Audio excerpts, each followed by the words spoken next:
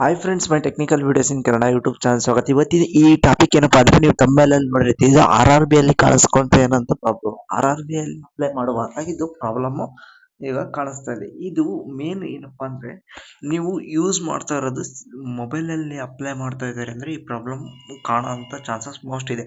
ಮುಂಚೆ ಅಪ್ಲೈ ಮಾಡ್ತಿದ್ವಿ, ಅವಾಗ ಕಾಣ್ತಾ ಇಲ್ಲ. ಇವಾಗ ಮೋಸ್ಟ್ಲಿ ಯಾಕೆ ಅಂತ ಗೊತ್ತಿಲ್ಲ. ನಾವು ಟೆಕ್ನಿಕಲ್ ಡಿಪಾರ್ಟ್ಮೆಂಟ್ ಅವ್ರದ್ದೇನಿಲ್ಲ ನಂಬರ್ ಇದೆಯಲ್ಲ, ಆ ನಂಬರ್ಗೆ ಕೂಡ ಕರೆ ಮಾಡಿ ಕೇಳಿದ್ವಿ. ಅವ್ರು ಏನಂದ್ರು ಗೊತ್ತಾ, ನೀವು ಮೊಬೈಲಲ್ಲೇ ಅಪ್ಲೈ ಮಾಡಿದರೆ ಮಾತ್ರ ಈ ಥರ ಪ್ರಾಬ್ಲಮ್ ನಿಮಗೆ ಕಾಣಿಸೋದು. ಇದು ಮೊಬೈಲಲ್ಲಿ ಅಪ್ಲೈ ಮಾಡಬೇಡಿ, ಸಿಸ್ಟಮ್ಗೆ ಅಪ್ಲೈ ಮಾಡಿ, ಸಿಸ್ಟಮಿಂದ ಅಪ್ಲೈ ಮಾಡಿ. ಹಾಗಾದರೆ ಸಿಸ್ಟಮ್ ಅದಕ್ಕೆ ಸಪೋರ್ಟ್ ಮಾಡುತ್ತೆ. ಹಾಗಾಗಿ ನಿಮಗೆ ಯಾವುದೇ ರೀತಿ ತೊಂದರೆ ಆಗೋದಿಲ್ಲ. ನೀವು RRB ಅಪ್ಲಿಕೇಶನ್ನ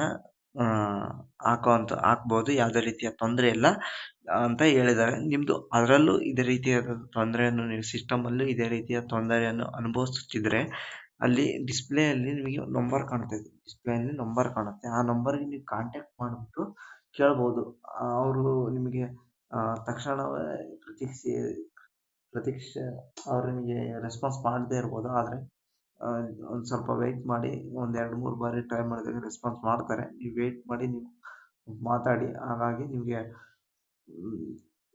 ಎಲ್ಲ ರೀತಿಯ RRB ಮಾಹಿತಿ ತಿಳಿಯುತ್ತದೆ. ನಾವು ಹೇಳೋದೆ ಅವ್ರು ಸಜೆಸ್ಟ್ ಮಾಡಿದ್ದು ಸಿಸ್ಟಮ್ನ ಯೂಸ್ ಮಾಡಿ. ಸಿಸ್ಟಮ್ ಯೂಸ್ ಮಾಡಿದರೆ ಸಪೋರ್ಟ್ ಮಾಡುತ್ತೆ. ಈ ವಿಡಿಯೋ ಇಷ್ಟ ಆದರೆ ಲೈಕ್ ಮಾಡಿ, ಶೇರ್ ಮಾಡಿ, ಸಬ್ಸ್ಕ್ರೈಬ್ ಮಾಡಿ. ಮುಂದಿನ ವಿಡಿಯೋಕ್ಕಾಗಿ ನಮ್ಮ ಚಾನಲ್ನ ಸಬ್ಸ್ಕ್ರೈಬ್ ಮಾಡಿ. Thank you for watching.